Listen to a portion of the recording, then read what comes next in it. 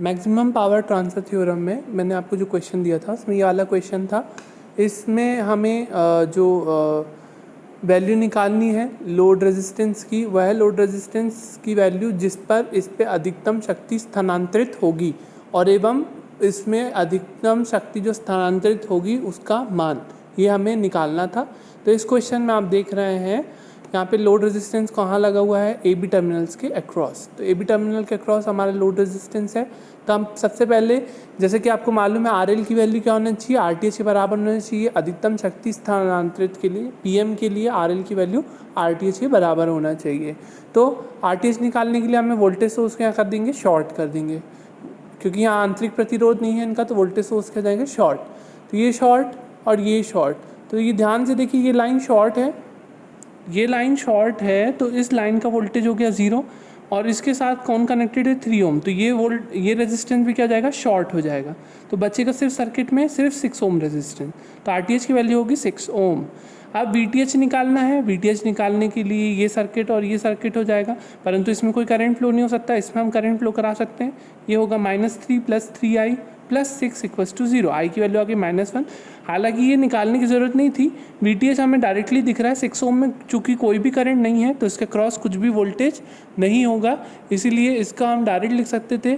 दिख रहा है आपको वी टी एच जो है वो डायरेक्टली किसके बराबर है, 6 वोल्ट के। तो वी टी एच को हम डायरेक्ट 6 वोल्ट लिख सकते थे, ठीक है।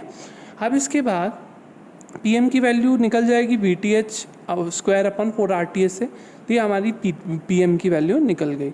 अब इसके बाद जो बी वाला जो पार्ट था, बी वाले पार्ट में आर एल यहाँ पर दिया हुआ है। आर एल निकालने के लिए आर टी एच के बराबर होना चाहिए मैक्सिमम पावर के लिए, तो आर टी एच निकालेंगे हम। यहाँ पे इसको ओपन कर दिए लोड को, ये शॉर्ट हो जाएगा, ये भी शॉर्ट हो जाएगा। बचेगा क्या है, इस दोनों टर्मिनल के बीच में ये वाला रेजिस्टेंस और ये वाला रेजिस्टेंस। तो ये दोनों रेजिस्टेंस किस में कहलाएंगे, पैरेलल में, क्योंकि इनके दोनों के कॉमन पॉइंट ये दोनों है, ठीक है।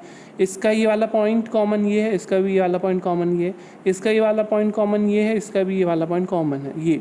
तो 10 ओम क्या हो जाएंगे, पैरेलल में, ठीक है। तो 10 ओम पैरेलल में आर टी एच की वैल्यू आएगी 5 ओम। वी टी एच निकालने के लिए हमें क्या करना पड़ेगा, ये ओपन सर्किटेड वोल्टेज होता है वी टी एच, तो प्लस माइनस हमें लेना पड़ेगा वी टी एच, और ये करंट फ्लो होगा यहाँ पर आई, है ना, ये क्लोज सर्किट है। तो -20 + 10i + 10i + 10 = 0। तो यहाँ पे 20i = हो जाएगा 10, आई की वैल्यू हो जाएगी 0.5 एम्पियर। तो -20 + 10i + VTH = 0। VTH की वैल्यू आ जाएगी 15 वोल्ट। PM की वैल्यू यहाँ से आप निकाल लें और इसका आंसर मुझे भेजें। इसके बाद ये वाले क्वेश्चन में, थर्ड क्वेश्चन में, इसमें भी RL की वैल्यू वो निकालना था जिसमें अधिकतम शक्ति स्थानांतरित हो और अधिकतम शक्ति का मान निकालना था। तो RL = RTH के बराबर होना चाहिए।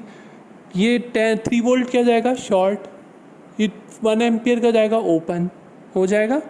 तो इसको ओपन कर दिए और ये 10 ओम बचा क्या, फिर ये 10 ओम, फिर 2 ओम, फिर 3 ओम, फिर 5 ओम और RTH। तो 10 और 10 पैरेलल में, 10 और 10 पैरेलल में जाएगा 5 और 2 सीरीज़ में हो जाएंगे, 7 हो जाएगा। फिर 7 और 3 पैरेलल में, 7 और 3 पैरेलल का जो भी आंसर आएगा वो 5 के साथ क्या होगा, सीरीज़ में। तो ये क्वेश्चन करके आप RTH की वैल्यू निकालें और इसका आंसर भेजें। VTH निकालने के लिए हमें लोड ओपन सर्किटेड अक्रॉस, हमें ओपन सर्किट वोल्टेज निकालना पड़ेगा। तो हम, हमारे पास देख लो इतना बड़ा सर्किट है, हमने एक नोड ले ली ये वाली और एक नोड ले ली ये वाली। इस पर चूँकि कोई करंट फ्लो नहीं हो सकता, ओपन सर्किटेड है, तो इस पॉइंट का वोल्टेज VTH है, तो इस पॉइंट का वोल्टेज भी हो जाएगा VTH, क्योंकि यहाँ पे कोई वोल्टेज नहीं है। इस पॉइंट का वोल्टेज, वैसे ही इस पॉइंट का वोल्टेज और इस पॉइंट का वोल्टेज भी एक समान होगा, मतलब V1 हमने मान लिया। अब सारी ब्रांच में हम करंट ले लेंगे, इधर से I1, इसमें 1 एम्पियर, इसमें I2, इसमें I3, इसमें I4, है ना। तो नोड 1 पे हम KCL लगाएंगे, तो I1 पहुँच रहा है, 1 भी पहुँच रहा है, I2 निकल रहा है, I3 निकल रहा है। तो I1 + 1 = I2 + 3i3, है ना। तो I1 कहाँ से कहाँ जा रहा है, देखो 3 वोल्ट से V1 वोल्ट, 3 - V1/10 + 1। I2 कहाँ से जा रहा है, V1 - 0/10, और I3 कहाँ से कहाँ जा रहा है, V1 - VTH/2। तो इस प्रकार से यहाँ पे एक इक्वेशन आएगी 1, और नोड 2 पर हम KCL लगाएंगे। तो नोड 2 में क्या है, देखो I3 आ रहा है, I4 जा रहा है, बस दो ही current I3 equals to I4, V1 minus VTH upon 2, VTH minus 0.3। यहाँ से एक इक्वेशन और आएगी, तो V1 VTH की दो इक्वेशन आएगी, तो V1 VTH की वैल्यू आ जाएगी आपके पास। ये क्वेश्चन भी आप करें और V1 VTH की वैल्यू निकाल के फिर मैक्सिमम पावर के लिए आप यहाँ पे वैल्यू रखें, और इसकी वैल्यू भी आप क्वेश्चन की वैल्यू मेरे को क्लास कमेंट्स में भेजेंगे। इसके बाद ये वाला क्वेश्चन है, इस क्वेश्चन में रेजिस्टेंस यहाँ दिया हुआ है, तो ये ओपन कर देंगे हम, है ना, RTH निकाल लेंगे इसके बाद, तो ये शॉर्ट, ये भी शॉर्ट और ये ओपन, है ना। तो क्या क्या बचा, 2, 3 और 5। 3 देखो, 3 जो पूरा कतार में जुड़ा हुआ है 5 से, है ना, तो 3 और 5 क्या है, सीरीज़, और सीरीज़ में जो भी आएगा फिर वो इसके साथ 3 और 5 सीरीज़ में 8 है, 8 और 2 किस में हो जाएंगे, पैरेलल में। तो ये वाले का आंसर RTH निकालो। VTH निकालने के लिए ओपन सर्किट वोल्टेज निकालना पड़ेगा, और आप देख रहे हैं कि ये जो है सोर्स ट्रांसफॉर्मेशन के जरिए हम इस प्रकार से बदल सकते हैं।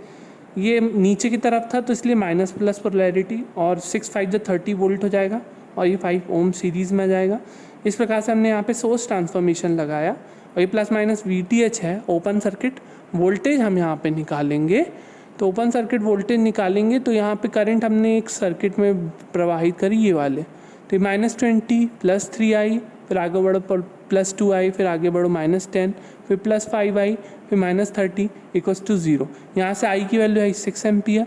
अब VTH लिखने के लिए तो VTH में आप इसमें घूम सकते हैं, -VTH plus 2i -10 equals to 0, तो VTH की वैल्यू जाएगी 2 वोल्ट। तो यहाँ से PM की वैल्यू निकालो, VTH² 4 RTH, और इसका आंसर मुझे भेजो। इसके अलावा क्वेश्चन नंबर 5 मैंने आपको दिया है, PDF में देखिएगा। क्वेश्चन नंबर 6 मैंने आपको दिया है, वो भी PDF में देखिएगा। उसका क्वेश्चन का भी आंसर करो और मुझे क्लास कमेंट्स में भेजेंगे आप। और इसके साथ साथ आपको ये काम और करना है, जो आपको मैंने बुक्स दी है उसमें से 5 क्वेश्चंस आपको नॉर्टन थ्योरम के और 5 क्वेश्चंस आपको मैक्सिमम पावर ट्रांसफर थ्योरम के करने हैं। ध्यान से आपको करने हैं। आप अगर प्रैक्टिस नहीं करोगे तो ध्यान रखना आपको क्वेश्चंस नहीं बनेंगे। प्रोग्रेसिव टेस्ट ये चैप्टर ख़त्म होते ही होने वाला है, और इसमें आपको अलग अलग क्वेश्चंस मिलेंगे, तो जिससे बनता है वही कर पाएगा। तो ध्यान रखें, तैयारी करते रहें।